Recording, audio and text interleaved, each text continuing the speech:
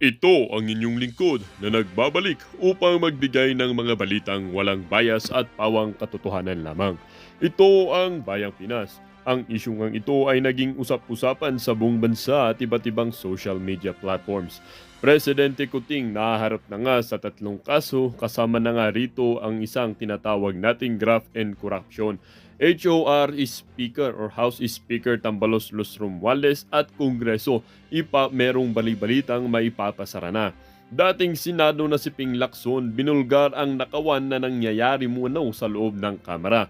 At itong si Kongresista Saldico at House Speaker Tambalos Los Romualdez, meron dong usapin na ito ay makukulong na.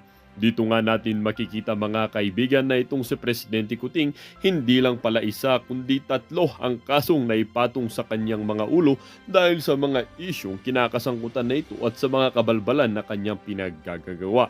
Ito namang si House Speaker Tambalos Los Romualdez at ang kanyang Kongreso o ang Congress or House of Representatives ay tila ba hindi na nga matiis ng ating saligang batas at merong usap-usapan na naririnig ng iba-iba at naikakalat sa ating mga mamamayan na ipapasara na nga. Dating Senado na si Ping Lacson ay pinakita ang tunay na integridad na siya ay kahit wala na sa posisyon bilang isang government official ay pinapakita niya pa rin ang kanyang integridad at ang kanyang puso sa paglilingkod sa ating bansa. Dito nga natin makikita mga kaibigan na mas karapat dapat nga talaga itong si Lacson ng tumakbong presidente or nanalo nung siya ay tumakbo at hindi itong si Presidente Kuting.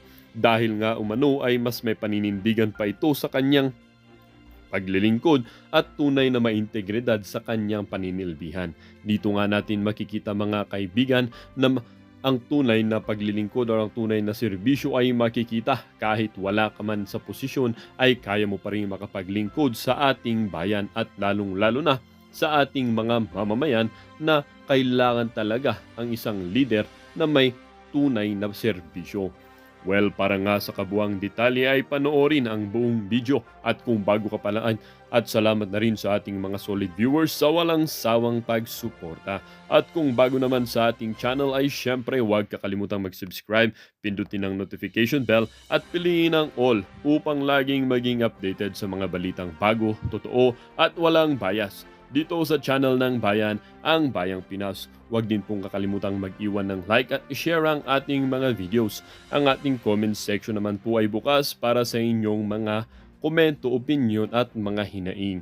Muli po maraming salamat and may God continue to bless our country, the Philippines.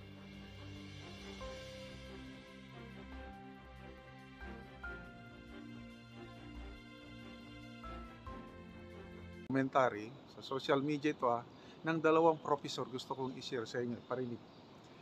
Una is law professor, Dean Danilo Gatmaitan sa UP College of Law, plus si Professor Cielo Magno, professor sa economics ata ito. Napakaganda yung talakayan nila. Ang tanong is, pwede bang ma-impeach ang Pangulo nang dahil sa Duran-Duran birthday party? May mga nilabag ba nga batas? Yung Duran-Duran na birthday party, considered ba na graft and corruption? Okay. Ito iparinig ko lang sa inyo ang pananaw ni Law Professor Dean Danilo Gatmaitan ng UP College of Law. Usap-usapan po itong magarbong birthday party ni Pangulong Marcos na kung saan nag-perform yung kanyang paboritong bandang Duran-Duran. At syempre yung mga kababayan natin magaling mag-research, no? So nahahanap na agad nila magkano ba ang halaga na kailangan mong gastusin kung magpa-perform ang Duran-Duran para sa'yo sa birthday mo. At ang pinakamataas na presyo na nakita nila, hulaan mo? Magkano? Aabot halos sa $1,000,000 para imbitahin ang Duran-Duran. Kaya sa birthday ko, pag-ipunan mo gusto ko YouTube.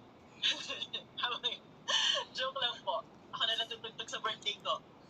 Ang malaking katanungan dito, dahil alam po nating lahat na ang mga government officials ay hindi maaaring tumanggap ng regalo. So, ito yung mga tanong po, Professor Gatmaitan.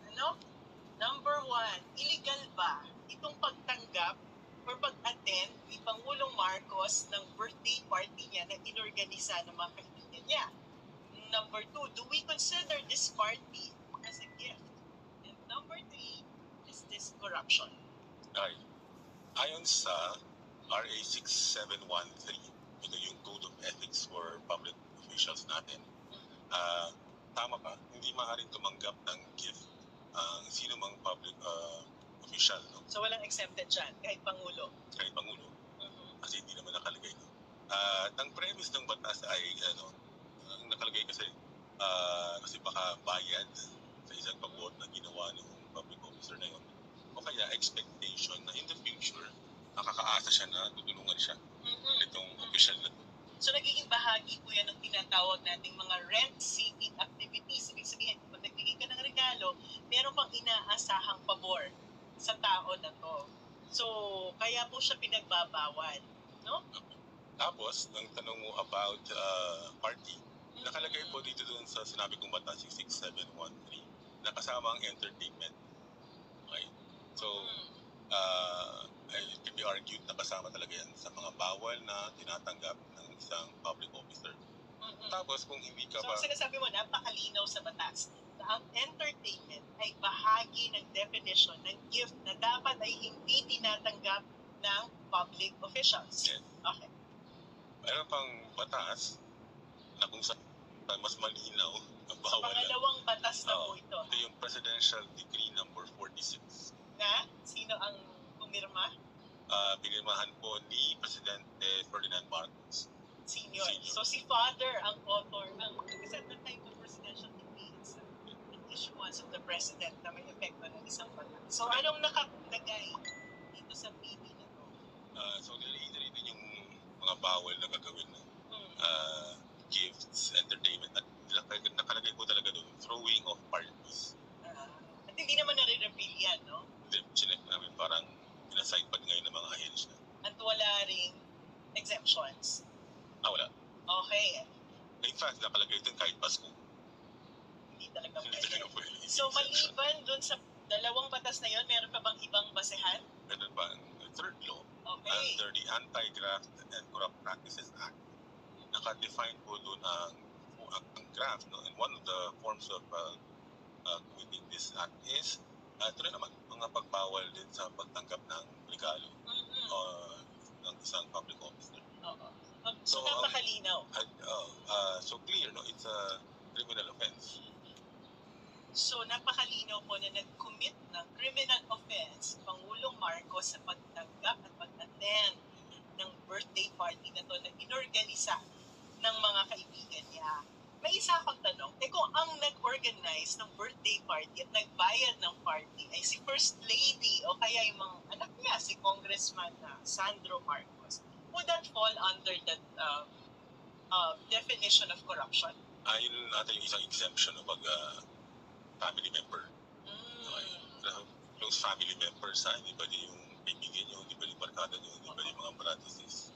Oo. Kaso di ba parang may policy din naman tayo sa mga extravagant lifestyle? Iba naman yun. Kasi civil code natin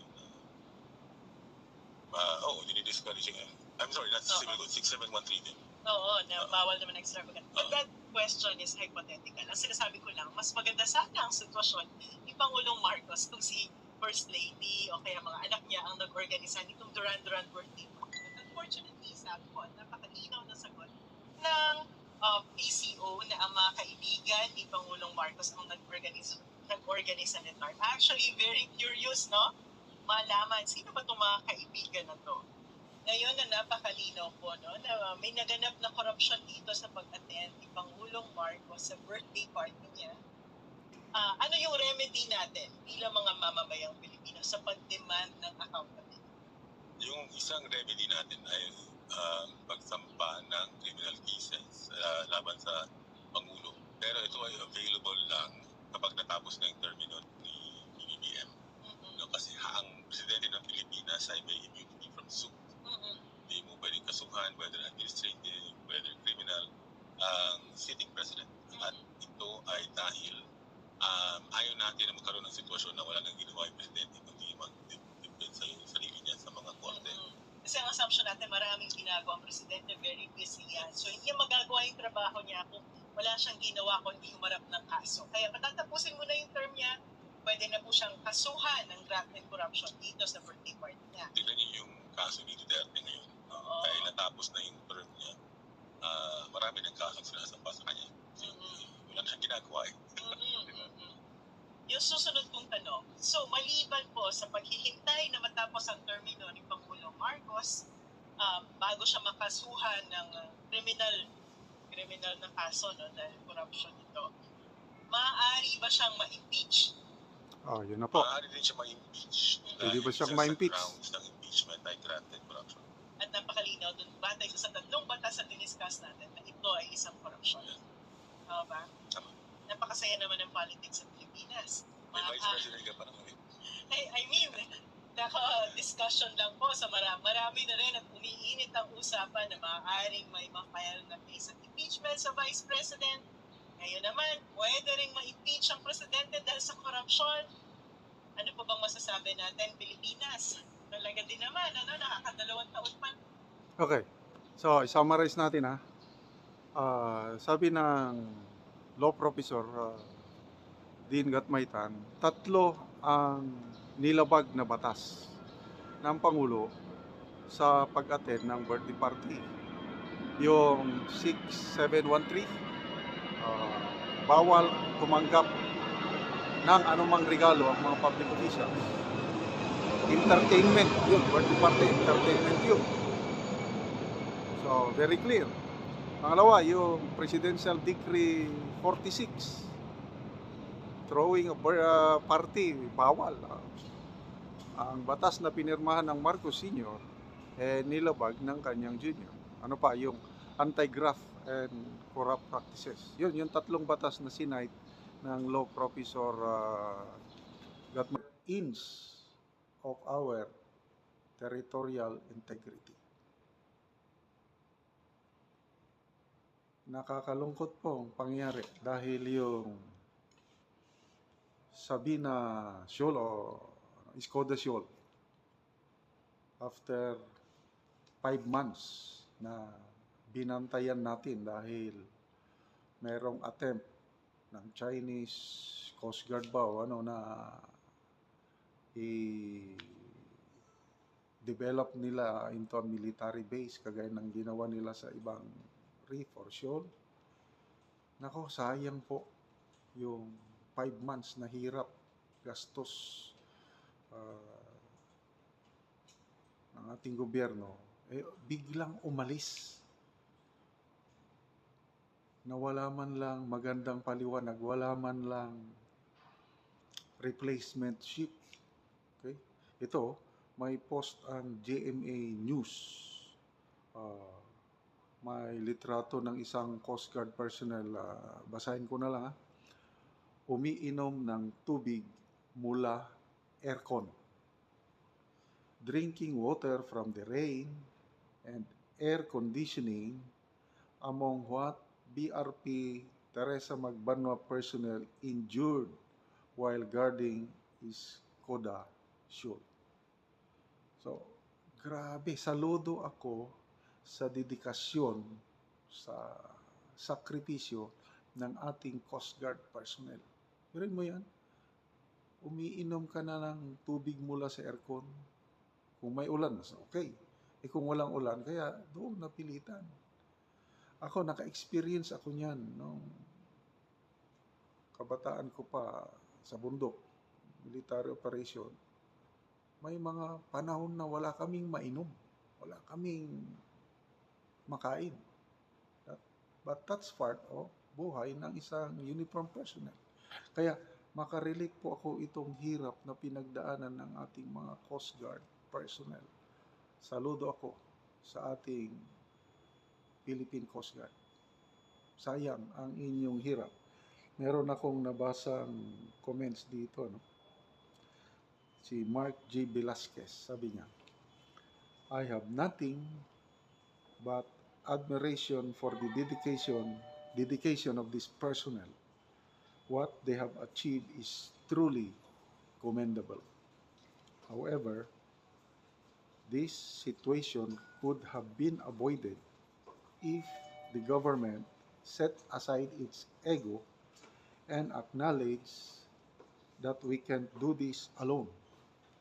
We need to strengthen our stance against the bullying from China by accepting offers from other allies to bolster our resistance against its aggression.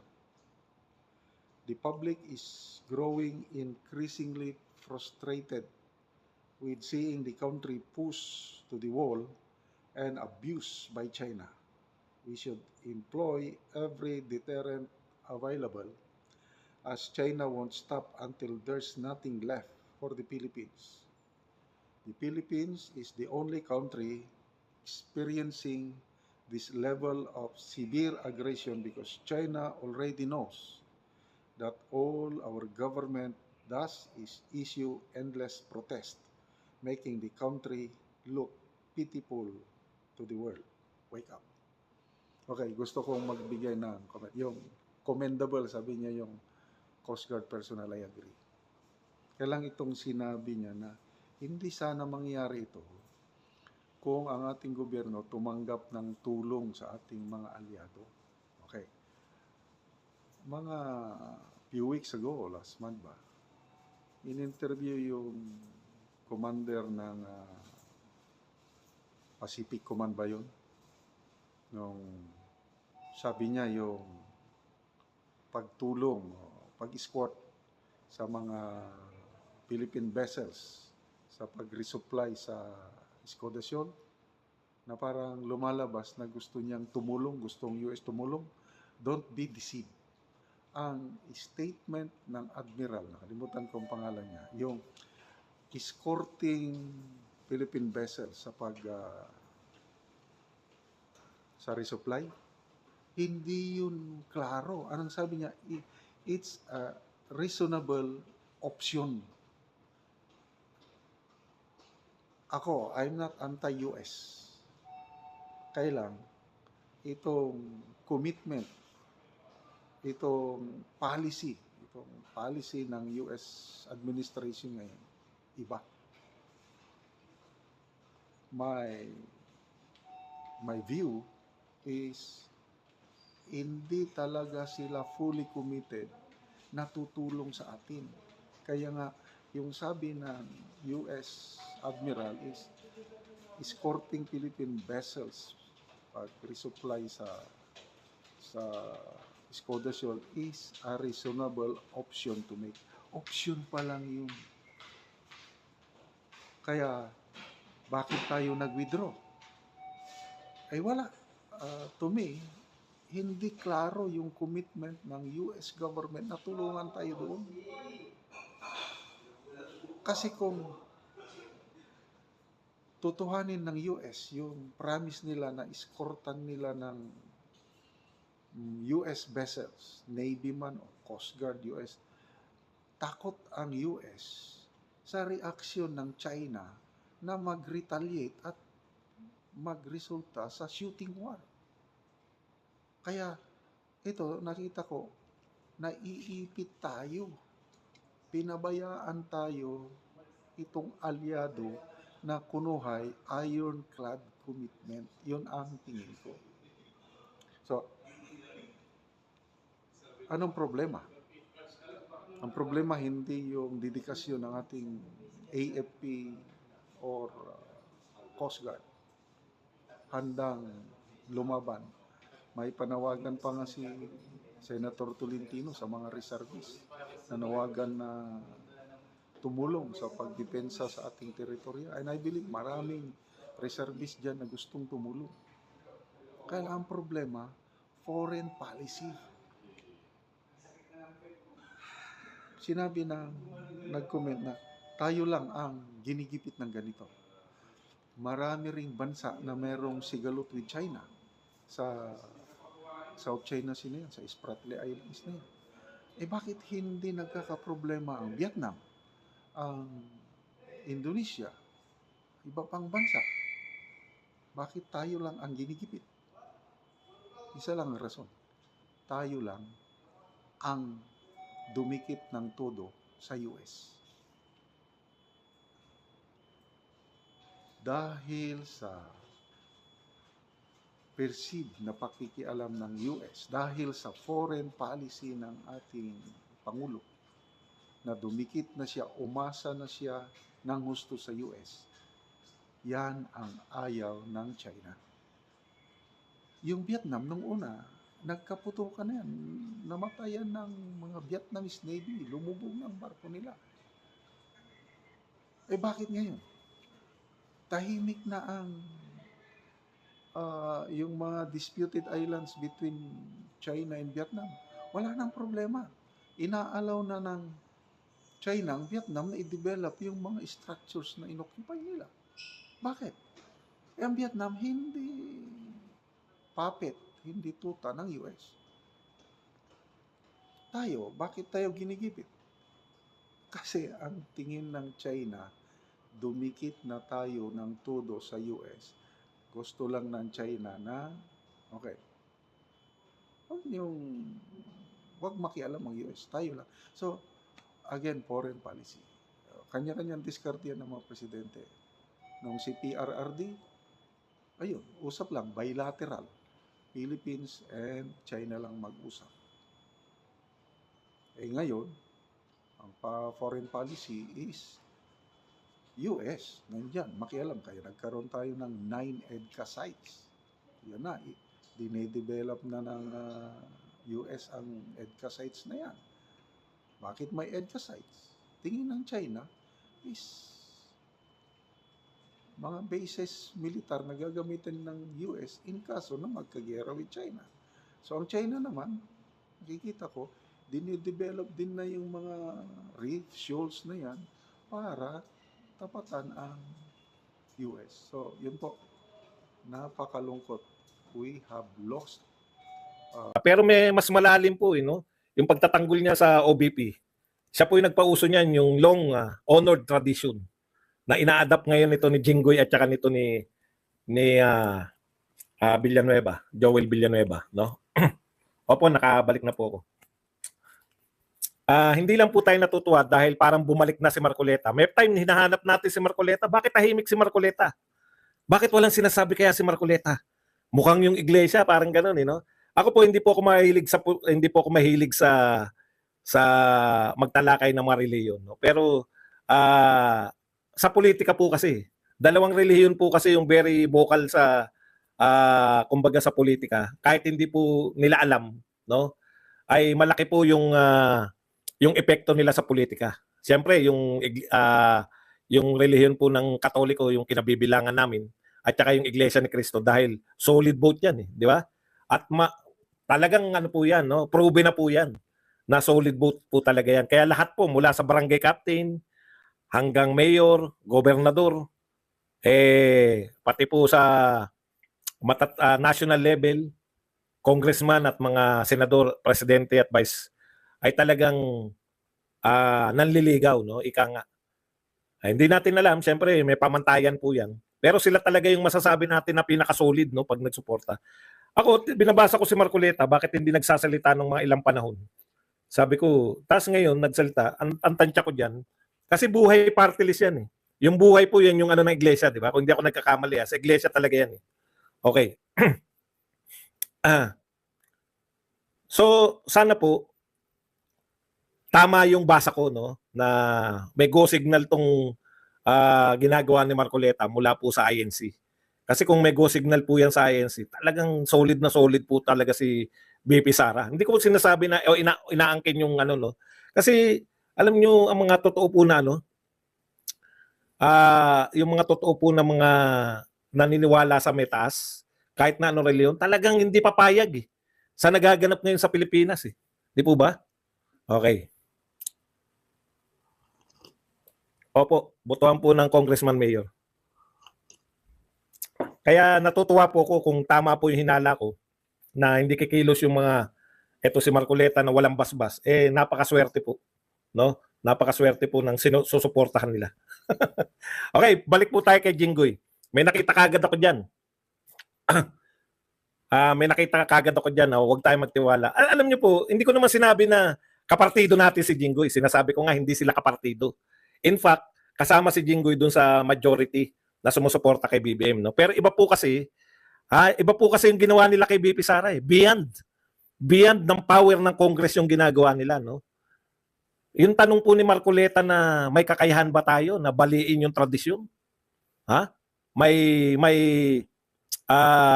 ano ba tayo na baliin yung long honored tradition na hindi na binubusisi yung president at vice president dahil po sa kortesiya, pagbibigay natin ng kortesiya.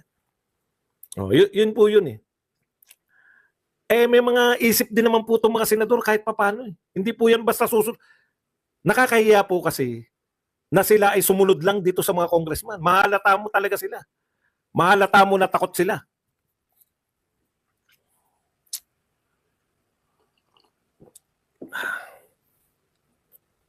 Ibig sabihin si Marcoleta tumakbo sa tumakbo kay Bilarde. Hindi ko maintindihan. Huwag niyo po lituin ang sarili niyo. Ang alam ko po, iba po yung buhay, hindi naman po buhay si Mike Bilarde. Wala po ako sinasabing Mike Bilarde po siya. Ang sinasabi ko INC siya. Huwag niyo po lituin, huwag niyo po lituin ang sarili niyo. Iba po yung INC sa kay Mike Bilarde, El Shaddai. Magkaiba po 'yun. Huwag po kayo malituhan. Okay. Buhay tsaka sagip, magkaiba rin po. Okay na ba? Okay. Dito na po tayo. Focus na tayo. Kay Jinggoy po. Alam niyo mga senador po yan eh. No? Binoto po yan ng buong Pilipinas sa inyo. Eto, consistent tayo dito. Di ba? Hindi po tayo yung tinitignan ka namin na ano ka ba? Ang tingin natin, kung ikaw pro Duterte at anti-Marcos, okay ka. Kung pumapanig ka po, sumusuporta ka per issue, di per issue lang tayo magkakampi sa issue po ng ayaw nilang tapyasan. Tututulan ba natin si Jinggoy? Siyempre, mas gusto natin na hindi tutulan, mas gusto natin na, di po ba? Ang point ko po dito, sa issue lang po na to, no? Maraming salamat sa mga katulad ni Jinggoy Estrada at saka nito ni Joel Villanueva kasi nagiging kakampi natin sila dito po sa particular issue. Ang katwiran nga nila, anong klase na yung OBP? Basahin po natin bakit po nila sinusuportahan, no? Okay. Sabi po ni si Jinggoy po, ay Senate pro tempore. Pangatlo po 'yan sa pinakamataas, di ba? Pinakamakapangyarihan na senador. Una, siyempre, hindi, sa kumbaga, Senate President, tapos supposedly Senate pro tempore si Jinggoy. Tapos majority floor leader. Yan, si Tol.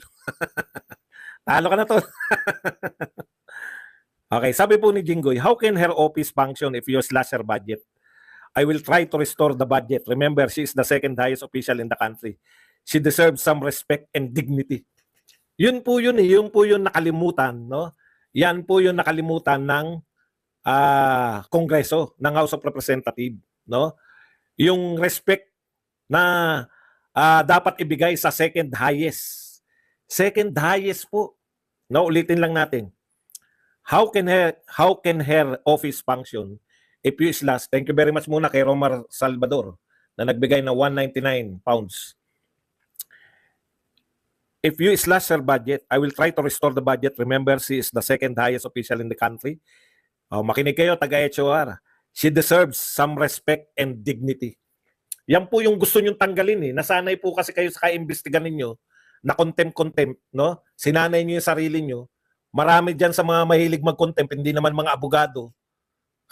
Dapat pinanunod nyo kung gaano katyaga sila Miriam Santiago. Nung panahon na sila Miriam Santiago ay senador, alam niyo po ang ginagawa nila? Yung gusto nyo pong palabasin.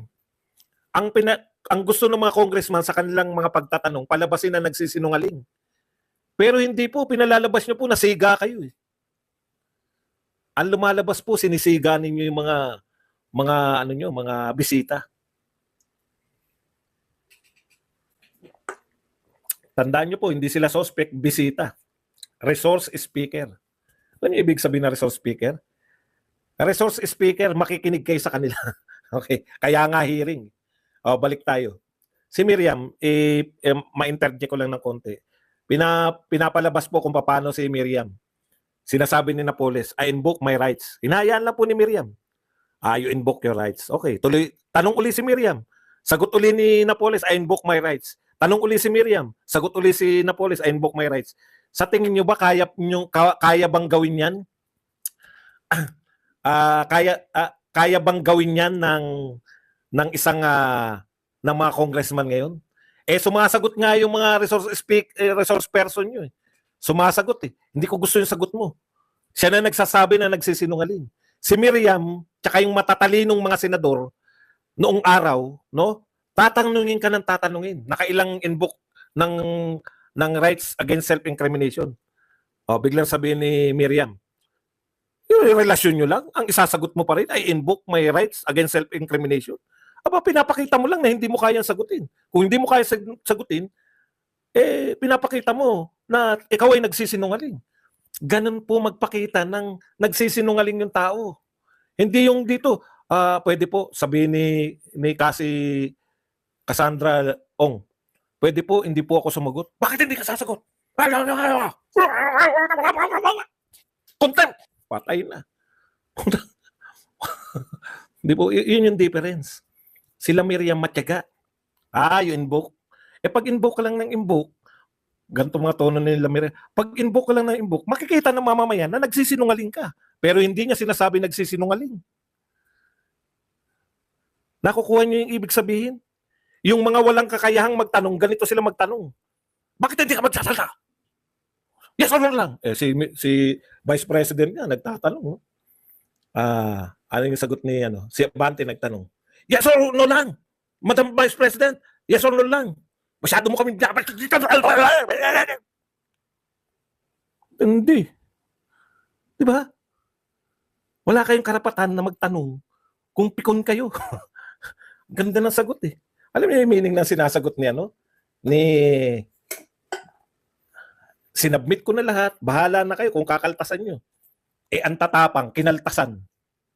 Kinaltasan nyo Sino ba yan ang altas na yan? Si Ko tsaka si Kimbo. Biglang naglabasan ngayon. Akala nyo kasi sa mga Duterte, bobo eh. Hindi po. No? Ini-issue nyo si BP Sara, sa wala naman, tanong, sinabi ba ng COA na binulsa ni BP Sara? Hindi. Wala pong sinabing ganun. Ang confidential fund na pinoproblema nilang ginastos ng 11 days, ang sinabi lang ng COA, paliwanag nyo, bakit niyang pinang-reward, yung mga dapat reward lang, dapat ganito lang, bakit nyo pinambili ng computer? Binili pala.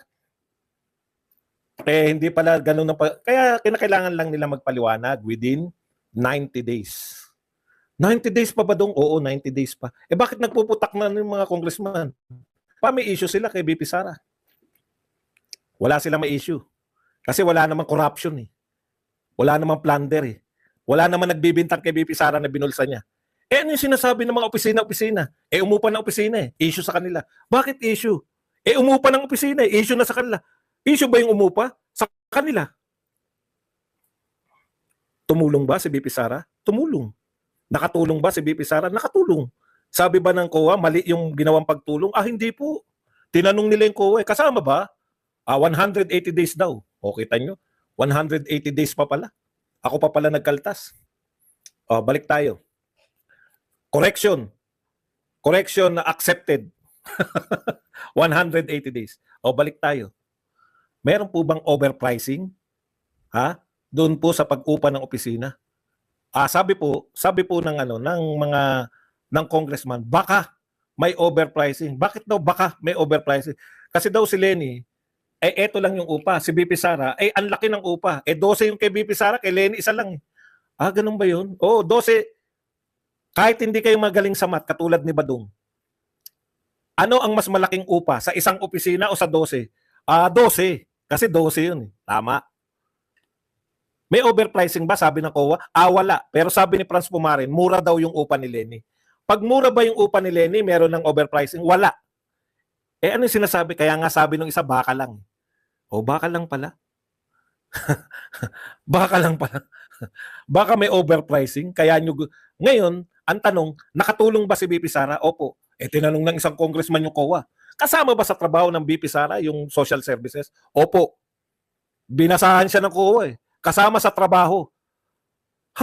Kahit may DSWD na kasama sa trabaho? Opo. Basa uli yung COA. Kasama pala sa trabaho. Paano tong script namin? May nagtanong na ng una, sinundan pa ni Manuel, hindi nakikinig si Manuel eh. Paano? Habang nagpapahinga, habang sila busy, nagtitiktok si Manuel eh. Kaya hindi niya narinig eh. Kaya nung siya nagtanong, tinanong niya uli, kasama po ba na ano? Ha? Kasama po ba na nagtitiktok si Raul? Ha? Dapat po bang mag-TikTok si Raul?